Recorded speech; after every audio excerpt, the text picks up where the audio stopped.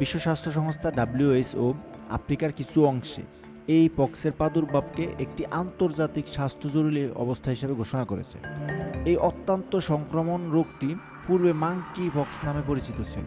আফ্রিকার সিটিসি বলছে 2024 সালের শুরু থেকে জুলাইয়ের শেষ পর্যন্ত 14,500টিরও বেশি এমপক্স সংক্রমণ হয়েছে এবং 450টিরও বেশি মৃত্যু ঘটেছে এবং খুব দ্রুতই এই রোগ আশেপাশের দেশে ছড়িয়ে পড়ছে। এটি 2023 সালের একই সময়ের তুলনায় সংক্রমণে 160% বেশি এবং মৃত্যুর ক্ষেত্রে 19% বেশি। সম্প্রতি সুইডেন এবং পাকিস্তানেও এ রোগে আক্রান্তের খবর পাওয়া গেছে। এমপক্স, স্মলপক্স বা গুটি বসন্ত একই ধরনের ভাইরাস দ্বারা সৃষ্টি হয়। এটি মূলত প্রাণী থেকে মানুষের মধ্যে সংক্রমিত হতো, কিন্তু এখন এটি মানুষ থেকে মানুষে ছড়াচ্ছে। প্রাথমিক লক্ষণগুলোর মধ্যে রয়েছে জ্বর, মাথা ব্যথা, গলা ব্যথা, পিঠে ব্যথা, পেশিতে ব্যথা এবং দুর্বল বোধ করা। জ্বর ছাড়ার পরে ফুসকুড়ি দেখা দিতে পারে। এটি সাধারণত মুখে শুরু হয় এবং পরে শরীরের অন্যান্য অংশে ছড়ায়।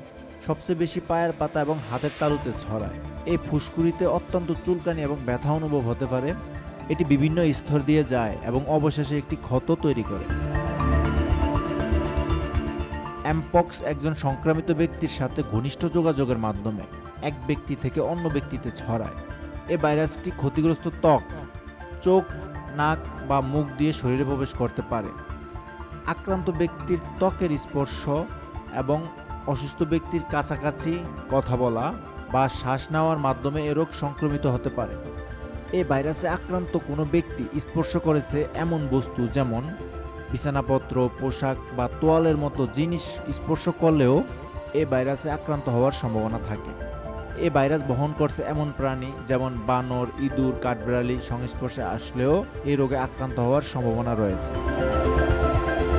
এমপক্সের টিকা আছে, তবে যারা ঝুঁকিতে আছে বা সংক্রামিত ব্যক্তির সংস্পর্শে থাকে কেবল তারাই এটি পেতে পারে।